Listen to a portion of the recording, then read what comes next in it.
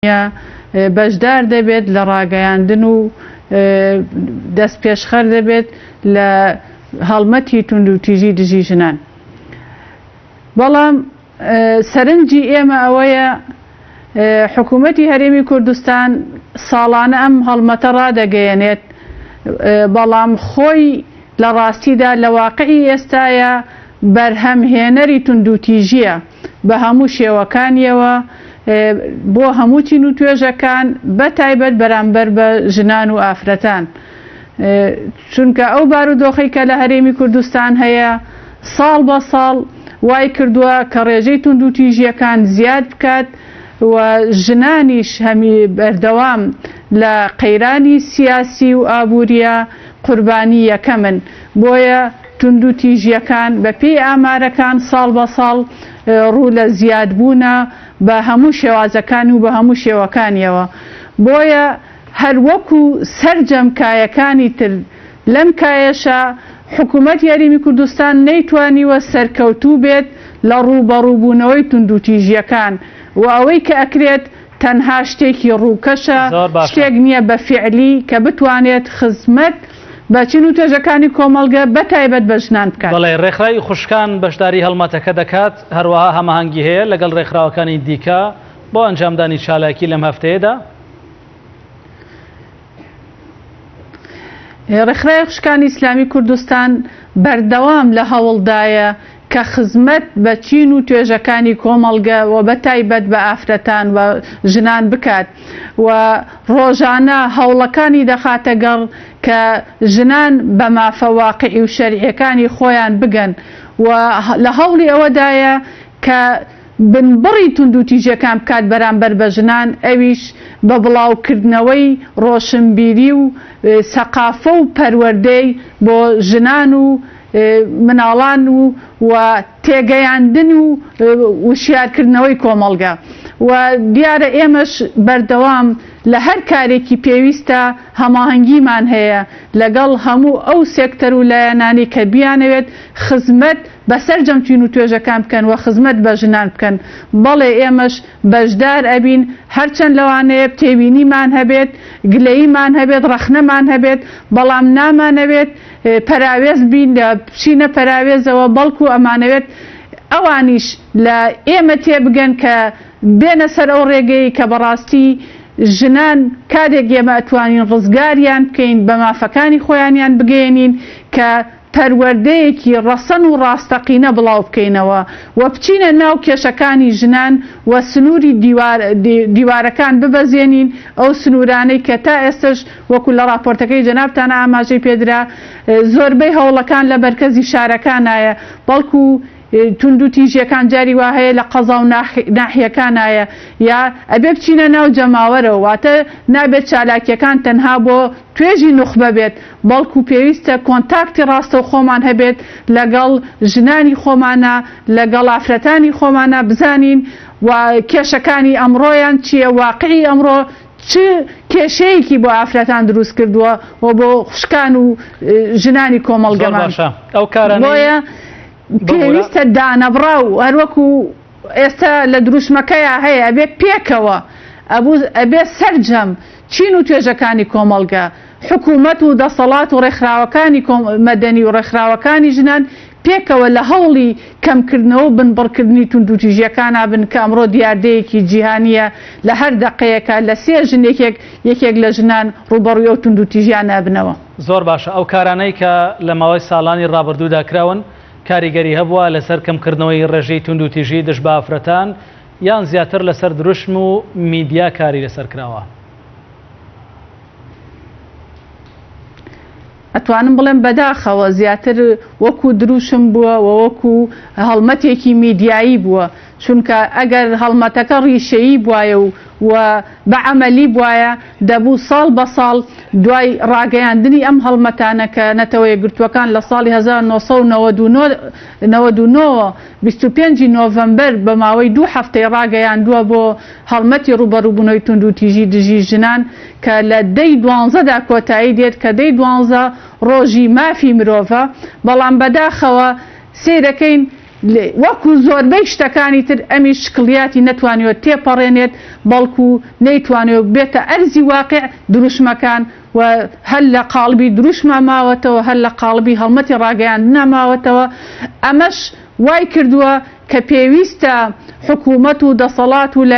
لایەنە پەیوەندیدارەکان و ڕێکخراوەکانی ژنان ئەوانی کە خۆیان بە دڵسۆزی ژنان ئەزانن هەڵوێستەیەک لەسەر ئەو بارودۆخە و لەسەر ئەو وەزا بکەن چونکە ئێستا کاتێک کە سەیری ئامارەکانی دادگا دەکەین سیرەکەین ڕۆژ بە ڕۆژ جیابوونەوە تەلاق لە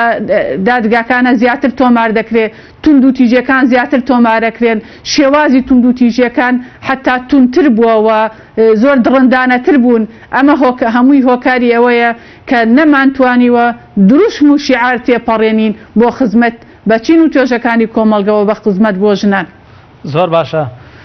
قومری خان پێتان وانە کە بەشێک لە ڕێکخراوەکانی پشتیوان لە ژنان و ئافرەتان و بەشێک لە میدیاکان پیا وەکو دژ لای ئافرەتان پیشان دەدەن و ئەمە شوا دەکات کە ئافرەتان بە شێوەیەکی گشتی زیاتر هەست بۆ بکەن کە مافخراون یاخود لەلایەن پیاوانەوە ستەمیان لێ دەکرێت و بەردەوام هانیان بدا بۆ ئەوەی کە بەریەکەوتن لەگەڵ پیاوان دروست ببێت. بەداخەوە ئەو دیاردەیە ئەبینرێت و ئێمە زۆر دژی ئەو دیاردەین چونکە پیا و ژن پێکەوە تەواوکەری یەکترن لە مەیانی ژیانە بۆ ئەوی بتوانن پێکەوە ئەرک و مافەکانی هەستن بە ئەرک و مافەکانی خۆیان و بتوان مافی بەرامبەریان دەستەبەر بکەن و پێشێلی نەکەن. ئەوە یەکێکە لە هۆکارەکان و هۆکارە هەرە گرنگەکان کە وای کردووە زۆربەی خەڵک متمانەی بە ڕێکخراوەکان نەمێنێ زۆربەی و ئەو گلەیە لە ڕێکخراوەکانەکەن ئەڵێن ڕێکخراوەکان هۆکاری زیادبوونی تونند و تیژین چونکەوا دەزانن لە جیاتی لێک تێگەیشتن لە بینی ژن و پیاوە لێک جیابوون لە نێوان هاتون لێک جیابوونەوەیان لە نێوان ژن و پیاوە دروست کردووە بەوەی دژی یەک بوەستنەوە. ئەمەش کە بەڕاستی دیاردەیەکی زۆر نامۆیە بە کۆمەڵگەی کوردەواری و بە کۆمەڵگەی ئیسلامی چونکە ئێمە ئاینی پیرۆزی ئیسلام تەوسیەمان پێ دەکات کە ژن و پیا و تەواوکەری یەکترن لە خێزان و لە کۆمەڵگەدا و پێویستە بە تەواوکردنی ئەرکەکانی یەک بەختەوەری و ئاشتی چ لە خێزانە چ لە کۆمەڵگەیە دروست بکەن. بۆیە ئەو فکرەیە ئێمە بە هەموو شێوەیەک ڕەدی دەکەینەوە و قەناعەتیشمان وایە پێویستە کۆمەڵگە وشیار بکرێتەوە و میدیاکان و کەناڵەکانی ڕاگەیاندن زیاتر لە خزمەتی ئەم پرسەدا بن ئەم پرۆسەیەدا بن کە ژنان و پیاوان لێک ئاشت بکەنەوە و ئەو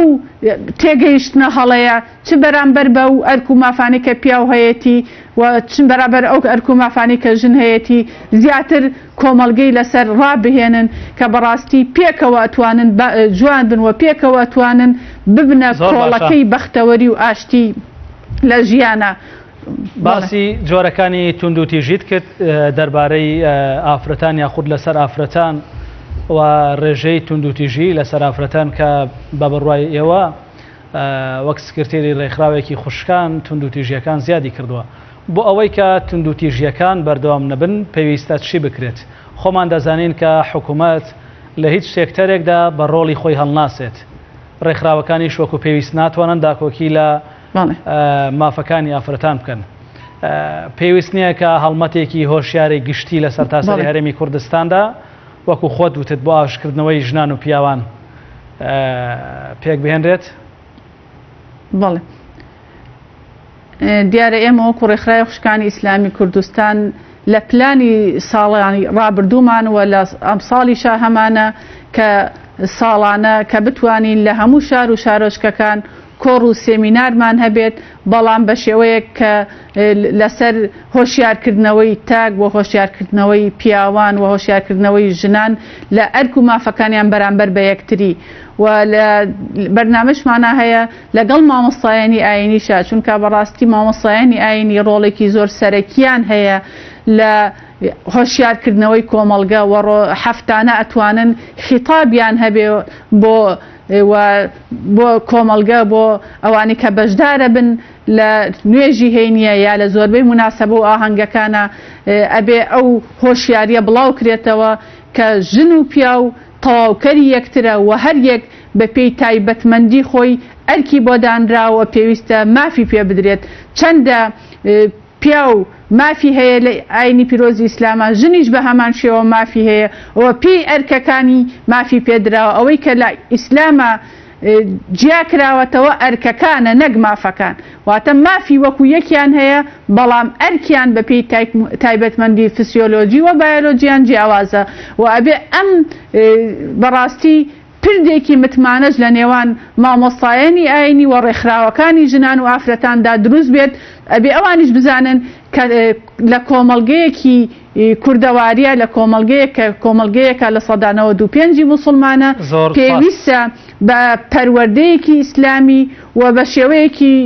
زانستی و شەرعی